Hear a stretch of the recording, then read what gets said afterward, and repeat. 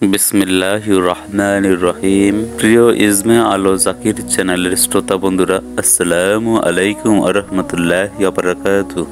সূরা আরাফাত 65 থেকে 72 নম্বর আয়াতে মহান আল্লাহ তাআলা বলেন, আদ সম্প্রদায়ের নিকটে আমি প্রেরণ করেছিলাম তাদের ভাই হুদকে। সে বলল, হে আমার সম্প্রদায়, তোমরা মহান আল্লাহ তাআলার ইবাদত করো, তিনি ব্যতীত তোমাদের কোনো উপাস্য নেই। অতঃপর তোমরা কি আল্লাহ ভীরু হবে না? সূরা আরাফাত পৃষ্ঠা 7 65 নম্বর আয়াত। তার সম্প্রদায়ের কাফের নেতারা বলল, আমরা তোমাকে নির্বুদ্ধিতায় লিপ্ত দেখতে পাচ্ছি এবং আমরা তোমাকে মিথ্যাবাদীদের অন্তর্ভুক্ত মনে করি। হযরত হুদ আলাইহিস সালাম বলল, হে আমার সম্প্রদায়, আমার মধ্যে কোনো নির্বুদ্ধিতা নেই, বরং আমি বিশ্বপালকের প্রেরিত একজন রাসূল মাত্র। আমি তোমাদের নিকটে প্রতিপালকের পয়গম্বর সমূহ পৌঁছে দেই এবং আমি তোমাদের হিতাকাঙ্ক্ষী ও বিশ্বস্ত। তোমরা কি আশ্চর্য বোধ করছো যে তোমাদের কাছে তোমাদের পালনকর্তার পক্ষ হতে তোমাদের থেকে একজনের নিকটে ওহী জিকির এসেছে, যাতে তোমাদেরকে সে ভয়ে প্রদর্শন করে। তোমরা স্মরণ করো যখন মহান আল্লাহ তাআলা তোমাদেরকে কাউমে নূহের পরে নেতৃত্বে অভিষিক্ত করেছেন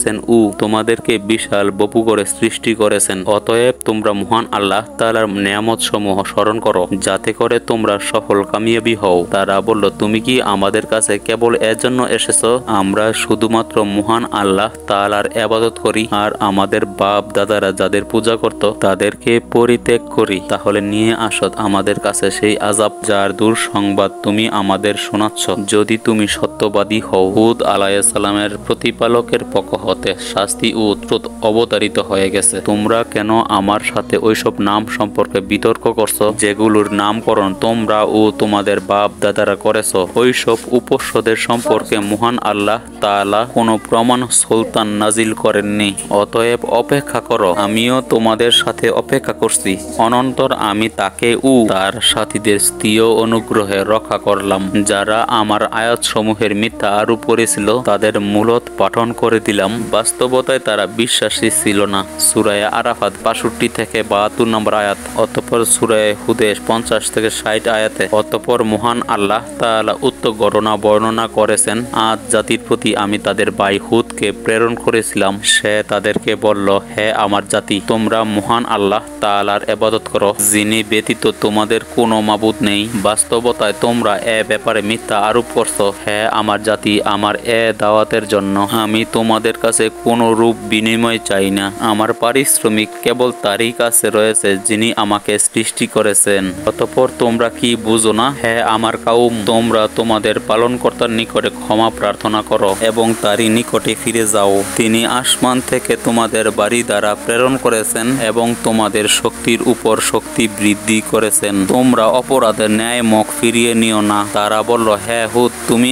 আমাদের নিকট কোনো প্রমাণ নিয়ে আসনি আর আমরাও তোমার কথা মতো আমাদের উপস্বর বর্জন করতে পারি না। বাস্তবতায় আমরা তোমাদের প্রতি বিশ্বাসী নই, বরং আমরা একটাই বলতে চাই যে আমাদের কোনো উপাস্য দেবতা তোমার অবিশ্বাসীদের ফলে ক্রুদ্ধ হয়ে তোমার উপরে অশুভ আচরণ করেছেন। হুদ আলাইহিস সালাম বলল, আমি মহান আল্লাহকে সাক্ষী রেখেছি আর তোমরাও সাক্ষী থেকো যে তাদের থেকে আমি সম্পূর্ণ মুক্ত, যাদেরকে তোমরা শরীক করে থাকো তাকে ছাড়া। অতঃপর তোমরা সবাই মিলে আমার অনিষ্ট করার প্রয়াস চালাও এবং আমাকে কোনো রূপ অবকাশ দিও না। আমি মহান আল্লাহ তাআলার উপরে ভরসা করেছি, যিনি আমার ও তোমাদের পালনকর্তা। ভূপৃষ্ঠ বিচারকারী এমন কোনো প্রাণী নেই যা তার আয়াতটির দিন নয়। আমার পালনকর্তা সরল পথে আছেন, অর্থাৎ সরল পথের প্রতিজ্ঞানের সাথে আছেন। এরপরও যদি তোমরা মুখ ফিরিয়ে নাও, তবে জেনে রাখো যে আমি তোমাদের নিকটে পৌঁছে দিয়েছি যা নিয়ে আমি তোমাদের নিকটে প্রেরিত হয়েছি। আমার প্রভু অন্য কোনো জাতিকে তোমাদের স্থলা বিশিষ্ট করেন, তখন তোমরা তাদের কোনো ক্ষতি করতে পারবে না। নিশ্চয়ই আমার প্রভু প্রতিটি বস্তুর হেফাজতকারী। অতঃপর আমার আদেশে যখন আযাব ও গজব উপস্থিত হলো, তখন আমি নিজ অনুগ্রহে হুদ ও তার সাথী ঈমানদারগণদেরকে মুক্ত করি এবং তাদের কঠিন আযাব থেকে রক্ষা করি। এরা ছিল আদ জাতি যারা তাদের পালনকর্তার আয়াত সমূহকে নিদর্শন সমূহকে অস্বীকার করেছিল ও তাদের নিকটে প্রেরিত রাসূলগণের অবাধ্যতা করেছিল এবং তারা উদ্যত ও গঠনকারী ব্যক্তিদের আদেশ পালন করেছিল। দুনিয়ায় তাদের পিছনে পিছনে অভিশপ্ত রয়েছে এবং রয়েছে কিয়ামতের পর হাসরের ময়দানেও। জেনে রাখো আদ জাতি তাদের পালনকর্তার সাথে কুহুরি করেছে। জেনে রাখা হুদের কাউম আদ জাতির জন্য অভিশপ্ত। সূরা হুদ 50 থেকে 60 নম্বর আয়াত। হুদ আলাইহিসসালাম তার জাতিকে তাদের বিলাসুকরণ ও অন্যায় আচরণ সম্পর্কে সতর্ক করেন এবং এতদ সত্ত্বেও তাদের প্রতি মহান আল্লাহ তাআলার বিশেষ অনুগ্রহ স্মরণ করে দিয়ে বলেন, যেমন সূরা শুআরা 28 থেকে 39 নম্বর আয়াতে বর্ণিত হয়েছে, তোমরা কি প্রতিটি উঁচু স্থানে নিদর্শন অযথা নির্মাণ করেছ, যেমন সূর্য টাওয়ার, শহীদ মিনার, স্মৃতিসৌধ ইত্যাদি, এবং তোমরা বড় বড় প্রাসাদ সমূহ নির্মাণ করেছ যেন তোমরা সেখানে চিরকাল বসবাস করবে। যেমন ধনী ব্যক্তিদের দেশে ও বিদেশে বিনা প্রয়োজনে বড় বড় বাড়ি করে থাকে, যখন নিষ্ঠুর জালেমদের মতো আঘাত এনে থাকো। বিভিন্ন দেশের পুলিশি নির্যাতনের বিষয়টি স্মরণযোগ্য।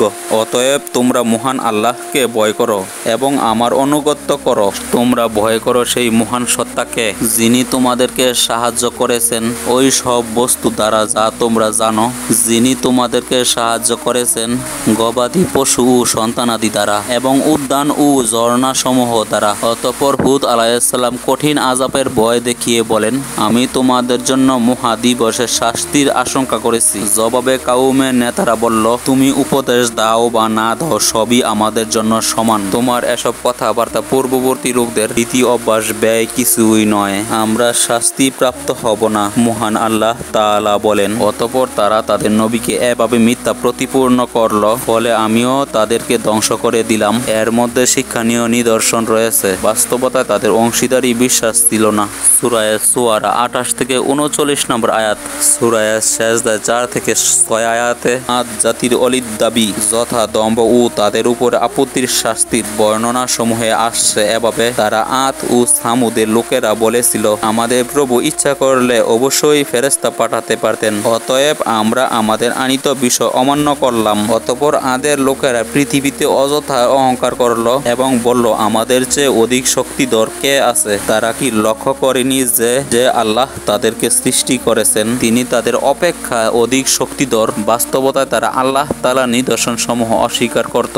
অতঃপর আমি তাদের উপরে প্রেরণ করলাম জম্মাবায়ু বেশ কয়েকটি অশুভ দিনে, যাতে তাদের পার্থিব দিনে লাঞ্ছনাকার কিছু আযাব আম্মাদান করানো যায়। আর পরকালের আযাব তো আরো লাঞ্ছনাকার। সেদিন তারা কোনরূপ সাহায্য প্রাপ্ত হবে না। আযাবের ধরন বর্ণিত হয়েছে এভাবে, যেমন মহান আল্লাহ তাআলা বলেন, আর তুমি আদের ভাই হুদের কথা বর্ণনা করো। তখন সে তার কাউমকে বালুকায়ম উঁচু উপত্যকায় সতর্ক করে বলেছিল, অতঃপর তার পূর্বে ও পরে অনেক সতর্ককারী গত হয়েছিল, এ মর্মে যে তোমরা আল্লাহ ব্যতীত অন্য কারো ইবাদত করবে না। আমি তোমাদেরকে মহাদিবসে এক শাস্তির আশঙ্কা করেছি। তারা বলল, তুমি কি আমাদেরকে আমাদের উপাস্য সমূহ থেকে ফিরিয়ে রাখতে আগমন করেছ? তুমি যদি সত্যবাদী হয়ে থাকো তবে আমাদেরকে যে শাস্তির ভয় দেখিয়েছ তা নিয়ে আসো দেখি। হুদ আলাইহিসসালাম বলল, জ্ঞান তো স্পেস আল্লাহ তাআলার কাছে রয়েছে। আমি যে বিষয় নিয়ে প্রেরিত হয়েছি তা তোমাদের নিকট পৌঁছে দিতে থাকি, কিন্তু আমি দেখছি তোমরা এক মূর্খ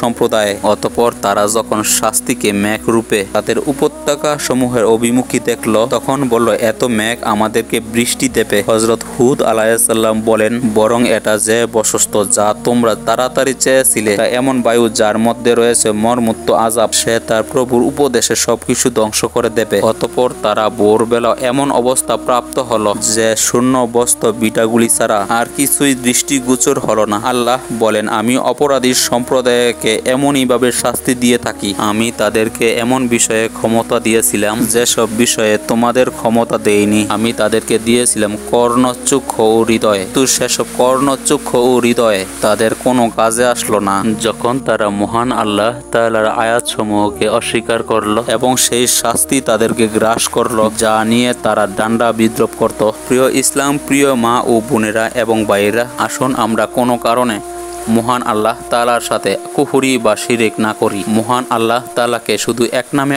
অন্ধবিশ্বাস করি। তবে আসুন আমরা বিশ্বনবী রাসূলুল্লাহ সাল্লাল্লাহু আলাইহি ওয়াসাল্লামের শরীয়ত মোতাবেক চলি। শরীয়তে চললে হবে মহান আল্লাহ তাআলার মার হতে কামিয়াবি হাসিল। প্রিয় দর্শক, আশা করি কমেন্ট করে জানাবেন ভিডিওটি কেমন হয়েছে। আরও নিত্য নতুন ভিডিও পেতে এই চ্যানেলটি সাবস্ক্রাইব করে রাখুন। আল্লাহ হাফেজ।